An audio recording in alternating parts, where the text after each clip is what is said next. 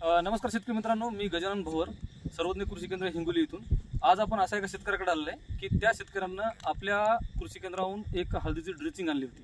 तर त्या शेतकऱ्याचं मनोगत घेणार आहे आपण, आणि त्या शेतकऱ्याच्या मनोगतामध्ये पहिली कशी हळद होती, आता कशी हळद आहे, आणि आजूबाजूचे शेतकरी काय म्हणतात आणि या हळदीबद्दल ती प्रतिक्रिया कशी देतात त्याच्याबद्दल आपण माहिती करून घेणार. तर सर्वप्रथम त्या शेतकऱ्याचं नाव, त्याच्यानंतर गाव आणि जिल्हा याच्याबद्दल आपण माहिती घेणार आहे, आणि त्याच्यानंतर त्यांचं मनोगत घेणार आहे. सर्वप्रथम तुमचं पूर्ण नाव सांगा. अशोक बाबळे, राणा बोरावाडी, तालुका जिल्हा हिंगोली.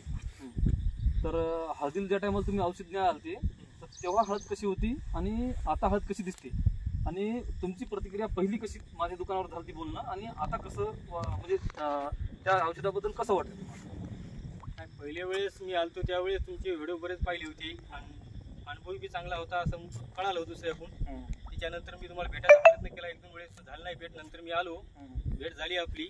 त्यावेळेस हळद होती आपली जवळपास उगवण शक्ती नेमकीच जवळपास 10-15 झाली असेल. उगवण शक्ती झाली 1 किंवा 2 पानावर आली. त्याच्यानंतर मी म्हणलं बुवा थोडी पिवळसर पानं येतं आणि हाईट थोडी कमी. त्याच्यानंतर तुम्ही मला ड्रिचिंगचं औषध दिलं. तुम्ही सांगितलं की दोन्ही बाजूनी आणि फळावर ड्रिचिंग करा, तुम्हाला 8 किंवा 10 दिवसाला रिझल्ट येऊन जाईल. तुम्ही सांगितल्याप्रमाणे ड्रिचिंग केली, दोन्ही साईडने केली आणि बुडावर केली.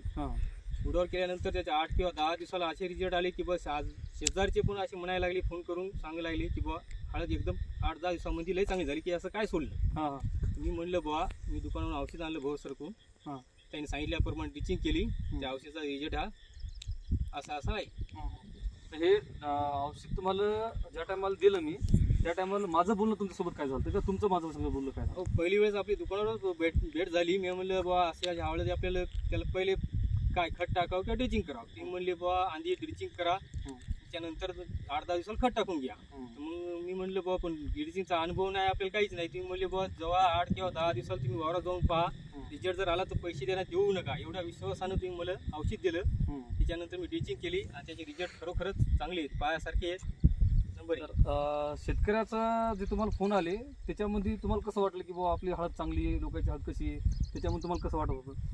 नाही, शेतकरी आता जवळून जात जायचं, जवळून गेल्यानंतर पाच जायचं, पाहिल्याच्या नंतर त्याची शेजारची बी हळद जवळच आहे, पण ती म्हणत आहे तुमची हळद एकदम कलर पाणी बी एवढी जाड झाली आणि कलर बी टाक आहे आणि हाईट बी वाढली. तर मग असा एक प्रश्न आहे की मी जी ड्रिचिंग दिली तुम्हाला, ती ड्रिचिंग शेतकऱ्यांना वापरायला पाहिजे का नाही वापरायला? 100% वापरायला पाहिजे. का नाही वापरायला पाहिजे? ज्याचा जर अनुभव चांगला येत असेल, रिझल्ट चांगले येत असतील, दुसऱ्या औषधापेक्षा हे जर औषध एकदम रिझल्ट चांगले आहेत आणि वापरायच पाहिजे.